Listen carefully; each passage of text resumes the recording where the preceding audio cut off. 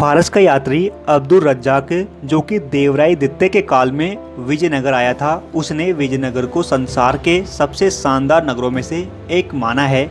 आज हम इसी विजयनगर के बारे में विस्तार रूप से चर्चा करेंगे।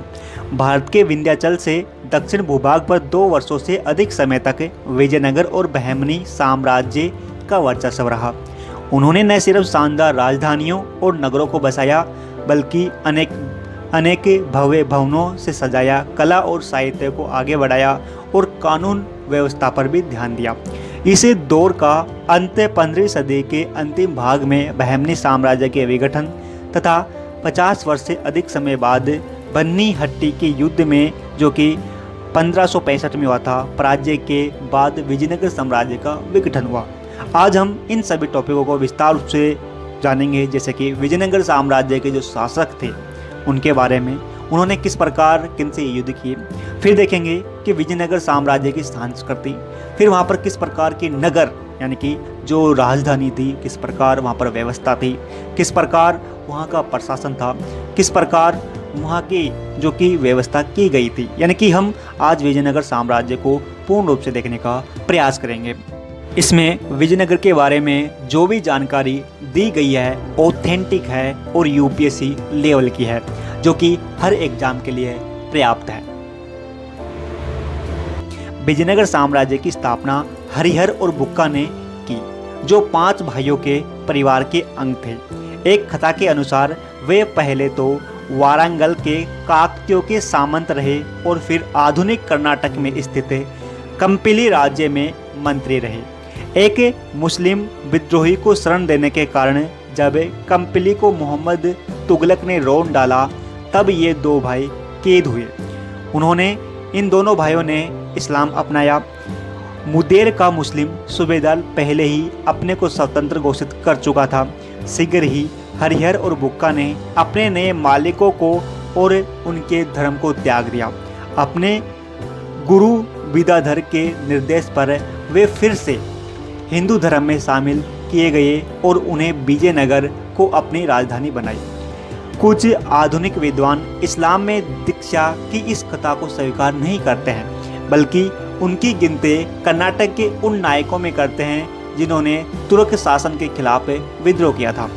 हरिहर के राजतिलक को 1336 की घटना माना जाता है।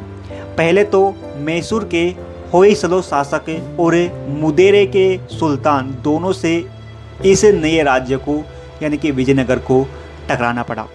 मुदेर का सुल्तान बहुत महत्वाकांक्षी था। उसने होयसला शासक को हराया तथा बर्बर ढंग से उसे मार डाला।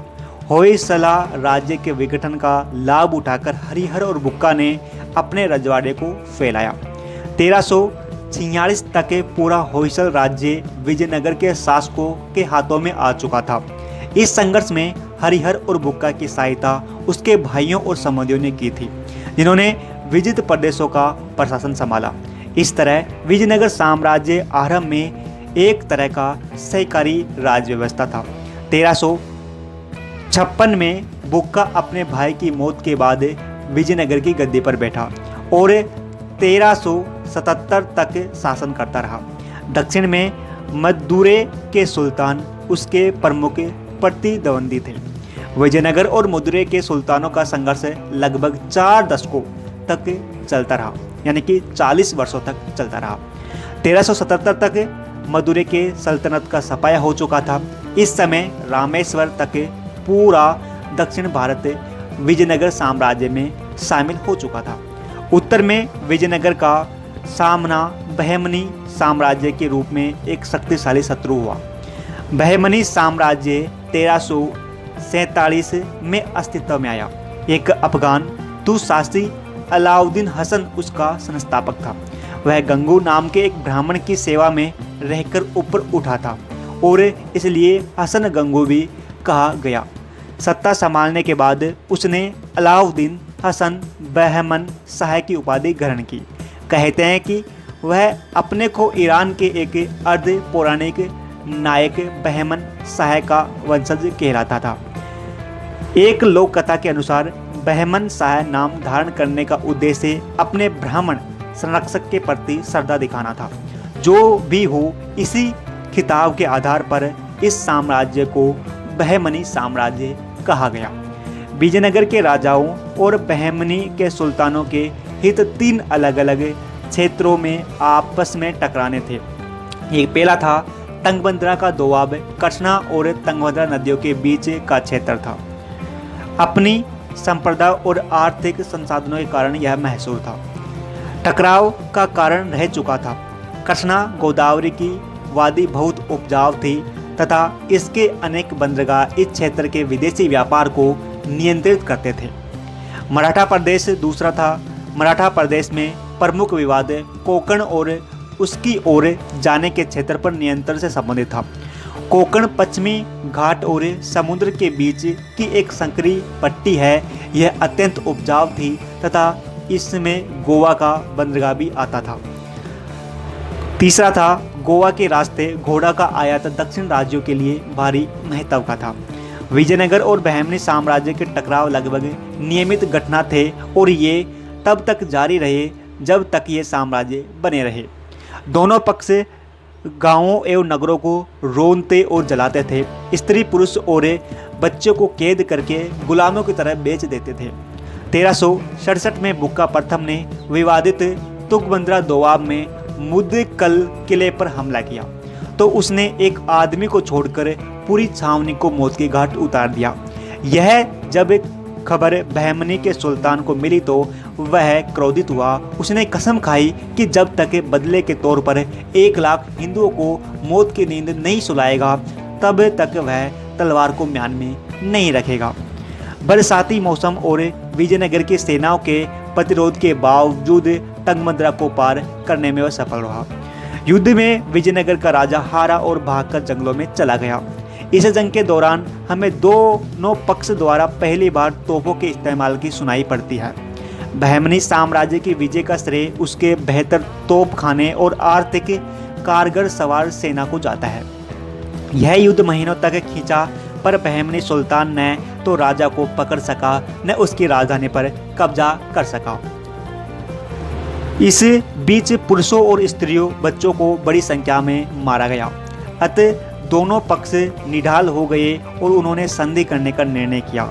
इस संधि में पुरानी स्थिति बहाल हुई और दोआब दोनों के बीच बांट दिया गया। इससे भी महत्वपूर्ण बात यह तय हुई कि दोनों राज्य लंबे समय तक पड़ोसी रहेंगे, इसलिए बेहतर यही होगा कि युद्ध के दौरान बेरहमी न बरती जाए। इसलिए निश्चित हुआ कि आगे के युद्ध में अस्थायी और निहत्थे निवासियों का वध न किया जाए।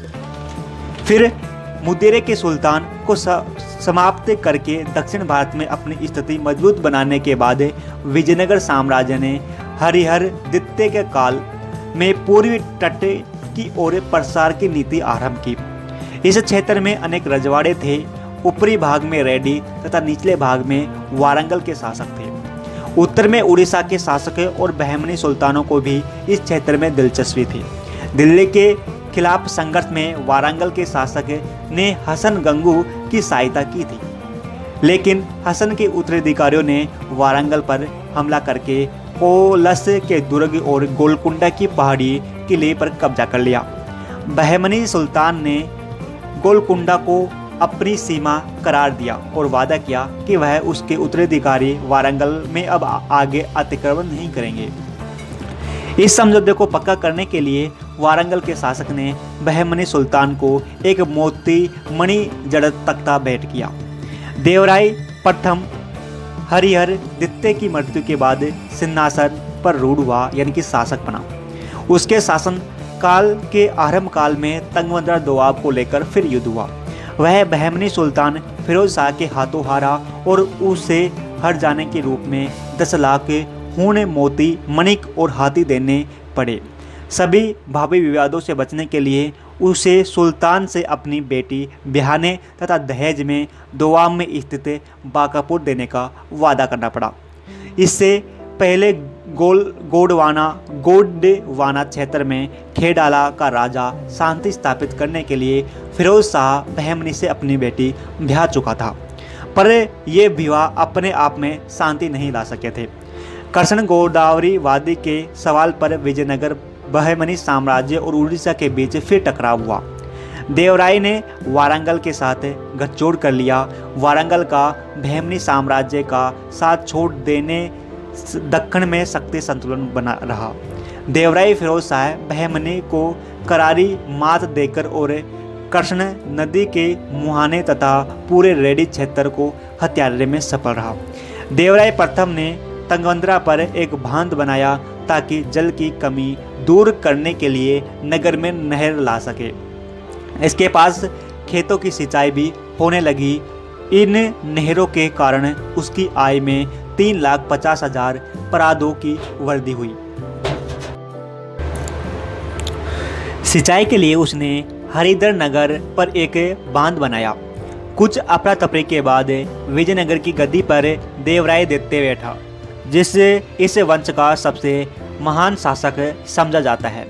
एक बड़े घुड़सवार दस्ते और स्थायी सेना के निर्माण ने विजयनगर साम्राज्य को दक्षिण में पहले के किसी भी हिंदू राज्य के मुकाबले अधिक केंद्रित कर दिया।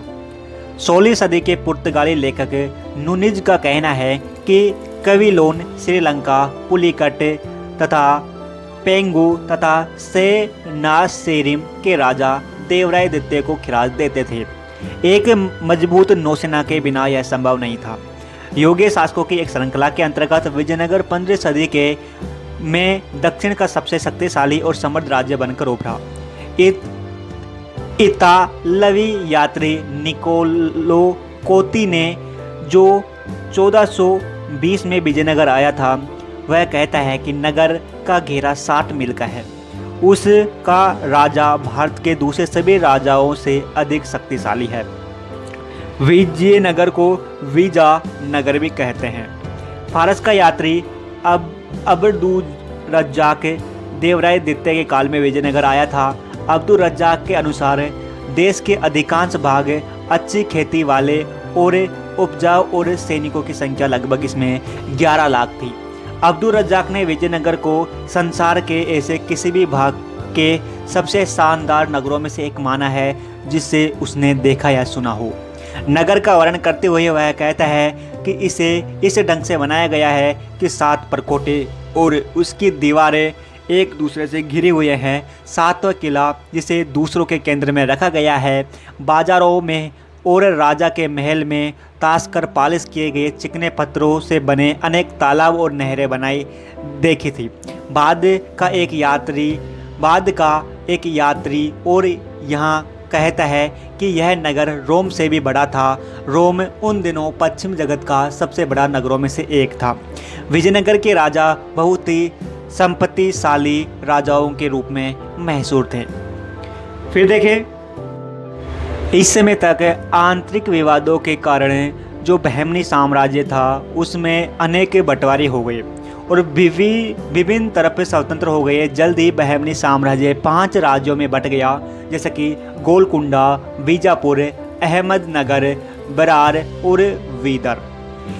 बंटने के बाद बहमनी साम्राज्य कमज़ोर हो गया। इसके बाद दक्षिण भारत में शक्तिशाली साम्राज्य मात्र विजयनगर साम्राज्य बचा था। देवराय द्वितीय की मृत्यु के बाद विजयनगर साम्राज्य में अफरा तफरी रही। विजयनगर में ज्येष्ठ पुत्र का उत्तराधिकार का नियम स्थापित नहीं हुआ था। गद्दी के विभिन्न दावेदारों के बीच गृह युद्ध का एक सिलसिला चल पड़ा। इस प्रक्रिया में अनेक जागीरदार स्वतंत्र हो गए। राय की सत्ता कर्नाटक तक तथा पश्चिम में आंध्र के कुछ भाग तक सिमट कर रह गई। कुछ समय बाद मंत्री सालुवा ने गद्दी हड़प ली। इस तरह पहले वाला राजवंश समाप्त हो गया। सालुवा ने कानून और व्यवस्था को बहाल किया और एक नए राजवंश की स्थापना की। जल्दी ही यह राजवंश का भी अंत हो गया।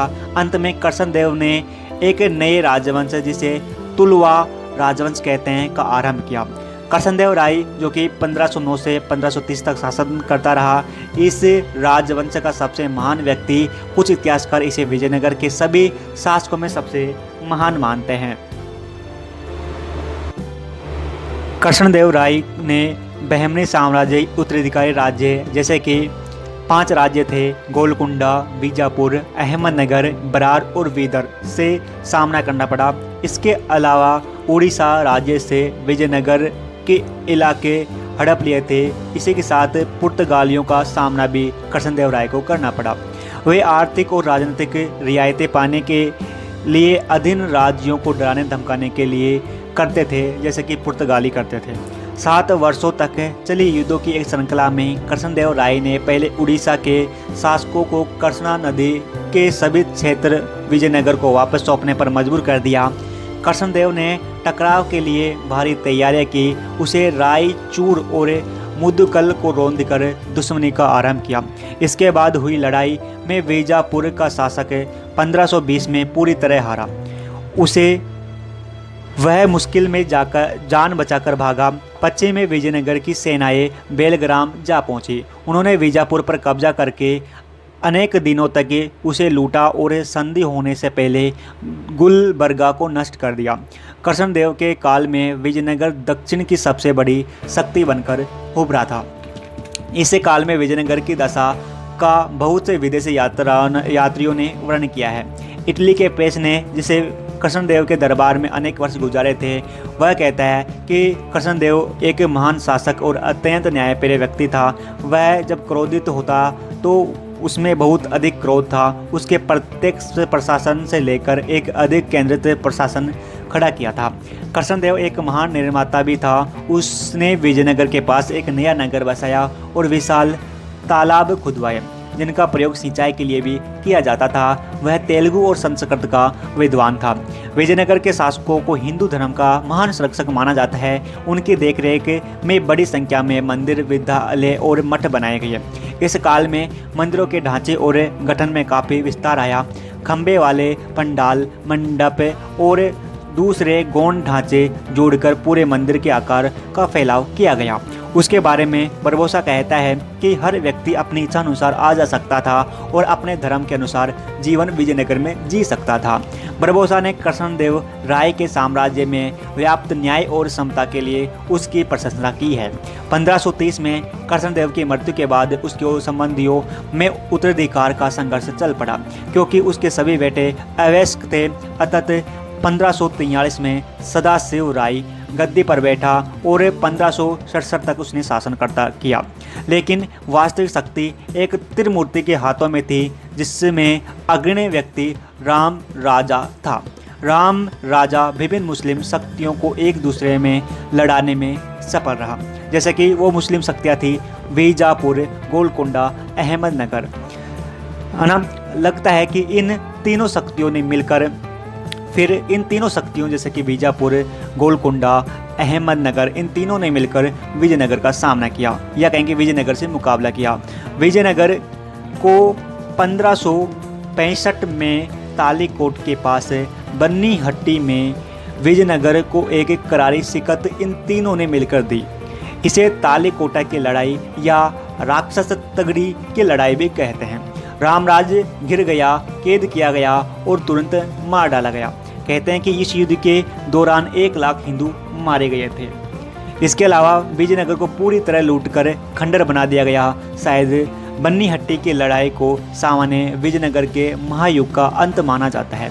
यूँ तो यह राज्य जैसे तैसे लगभग 100 वर्षों तक घिसता रहा, पर उसका क्षेत्र लगातार घटता रहा।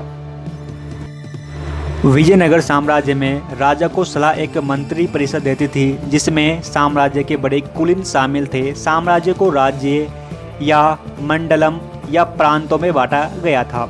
उसके नीचे, प्रांतों के नीचे नाडु या जिले होते थे। जिलों के नीचे स्थल या उपजिले होते थे और फिर उपजिलों के नीचे ग्राम या गांव होते थे। ग्रामीण स्वशासन की चोल परंपराएं विजयनगर साम्राज्य में काफ़ी कमज़ोर हुई। आरंभ में राजकुमारों को प्रांतों के अधिपत्य होते थे। बाद में किसानों को फसल का कितना भाग देना पड़ता था, इस बारे में बहुत कम जानकारी हमको है। भू कर के अलावा दूसरे बहुत से कर भी थे, जैसे कि संपत्ति कर, फसल कर, फसल बिक्री कर, व्यवसाय कर, सेना के लिए योगदान, विवाह कर आदि। विजयनगर साम्राज्य में नगरीय जीवन का विकास हुआ और व्यापार फला फूला। नगर बड़े और अनेकों तो मंदिर के इर्द गिर्द नगर बने। ये मंदिर समृद्ध थे तथा आंतरिक और विदेशी दोनों प्रकार के व्यापार में भाग लेते थे।